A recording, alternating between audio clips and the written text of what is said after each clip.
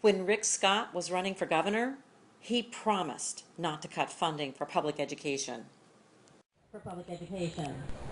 Well, we all know how long that promise lasted. Once elected, he signed a budget that slashed education over $1.3 billion and took 3% out of the paychecks of every public school employee.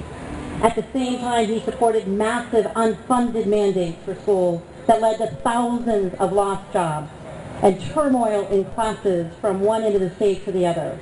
But now, the governor is talking about how much he values investing in education. He says he won't sign any budget that does not significantly increase funding for education. He says he's listening to Floridians all across this state who are concerned about two things: education and jobs.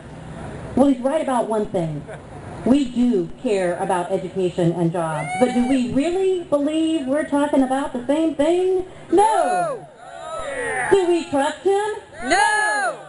In Hillsborough, his proposal would add $110 per student. Sounds good. But last year, he cut $542 per student. He slashed our funding. Kick him out!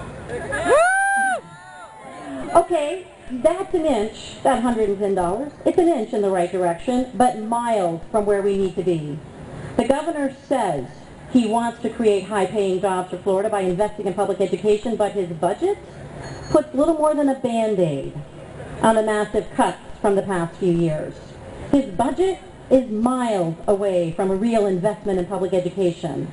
By no account is his proposal a significant increase. By no account will it restore the jobs lost in Florida. By no account will this budget lead to sustainable world-class schools or help to recruit and keep top-notch teachers, providing the first-rate education that Florida's parents and Florida's citizens want for our children. A budget is like a moral compass, pointing to what is most valued. So what does Florida's budget tell us?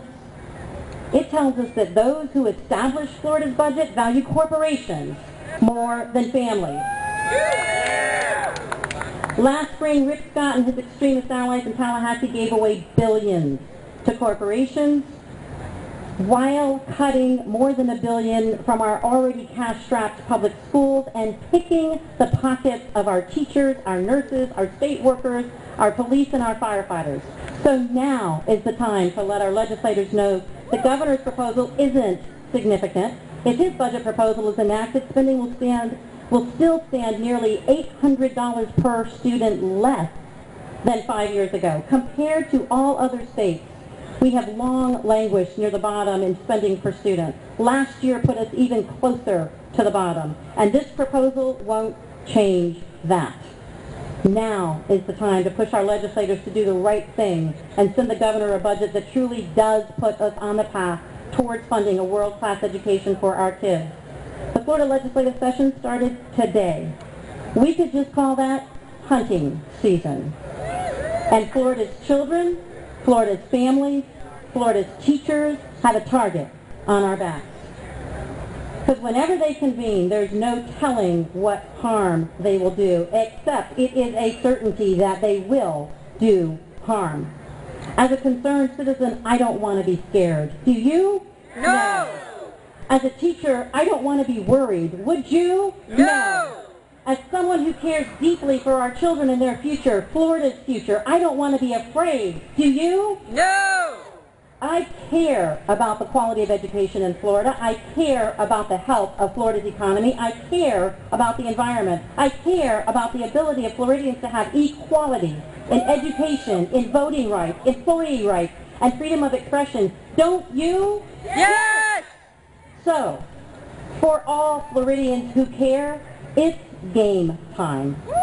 Each and every one of us needs to get our game on, stay attentive, stay informed, and stay on message with our friends, our neighbors, our coworkers, anybody we can get to listen. And what is that message?